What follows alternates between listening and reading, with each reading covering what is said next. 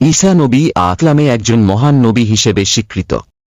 তার জীবনের সংক্ষিপ্ত কাহিনী নিচে তুলে ধরা হল। জন্ম। ঈসা এর জন্ম অলৌকিকভাবে পবিত্র মাতা মারিয়া এর গর্ভে হয়েছিল। আল্লাহর আদেশে কোনো পুরুষের সংস্পর্শ ছাড়াই তিনি জন্মগ্রহণ করেন।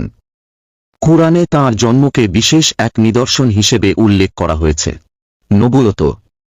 ঈসা যুবক অবস্থায় নবুয়তের দায়িত্ব লাভ করেন। তিনি আল্লাহর বাণী প্রচার করতে শুরু করেন এবং মানুষকে তাওহীদের এক আল্লাহর উপাসনা পথে আহ্বান জানান। অলৌকিক ক্ষমতা।